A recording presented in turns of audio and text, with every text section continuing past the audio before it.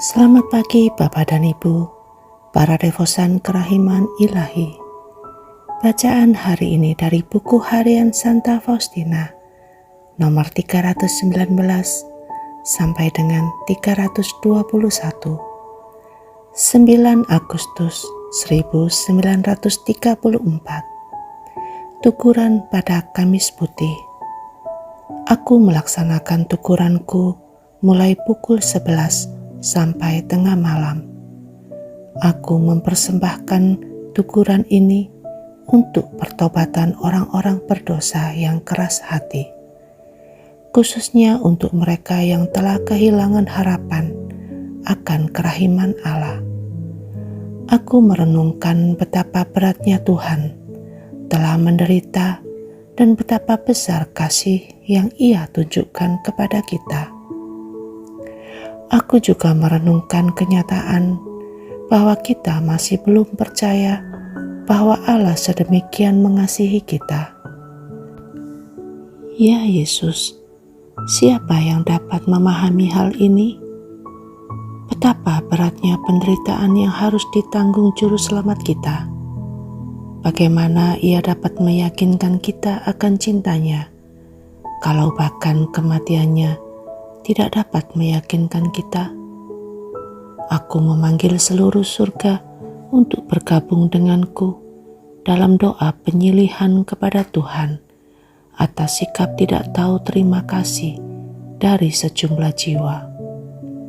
Yesus memberitahukan kepadaku betapa doa-doa penyilihan sangat berkenan di hatinya.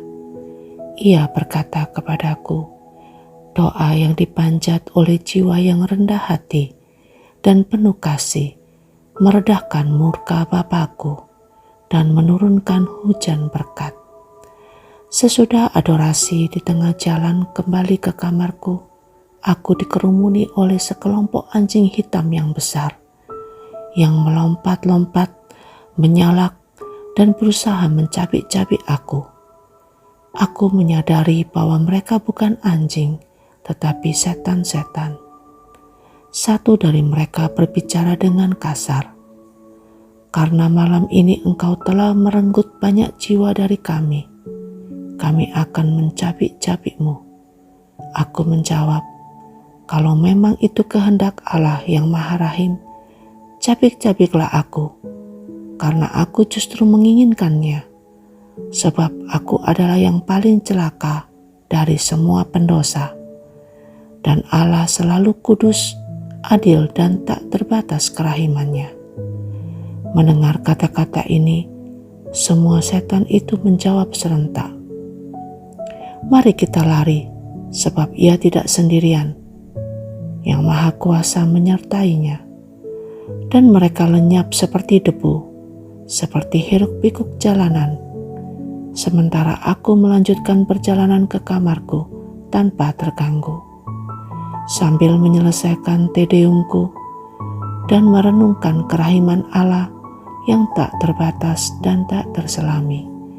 12 Agustus 1934. Sakit mendadak, penderitaan yang amat berat. Ini bukanlah kematian, tetapi suatu peralihan menuju kehidupan yang sejati. Namun penderitaan ini begitu berat dan rasanya seperti kematian. Meskipun memberi kita kehidupan kekal, kematian itu mengerikan. Sekonyong-konyong aku jatuh sakit. Aku merasa sesak napas. Kegelapan membayang di depan mataku.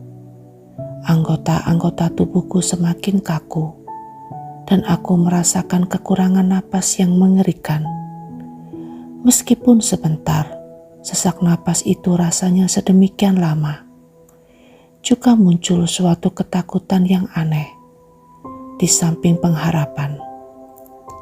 Aku ingin menerima sakramen-sakramen terakhir, tetapi luar biasa sulit untuk mengaku dosa, meskipun aku ingin melakukannya. Orang tidak tahu apa yang ia katakan. Tanpa menyelesaikan yang satu, ia mulai mengatakan yang lain. Oh, semoga Allah menjaga agar tidak satu jiwa pun menangguhkan pengakuan dosa sampai saat terakhir. Aku memahami kekuatan besar dari kata-kata imam. Ketika kata-kata itu meluncur ke arah jiwa orang sakit, ketika aku bertanya Bapak rohaniku, apakah aku siap untuk berdiri di hadapan Tuhan, dan apakah aku dapat merasakan damai? Aku menerima jawaban, suster dapat menikmati damai sepenuhnya, bukan hanya sekarang, tetapi juga sesudah setiap pengakuan dosa mingguan. Sungguh besar rahmat ilahi yang menyertai kata-kata imam ini. Jiwaku merasakan kekuatan dan keberanian untuk bertempur.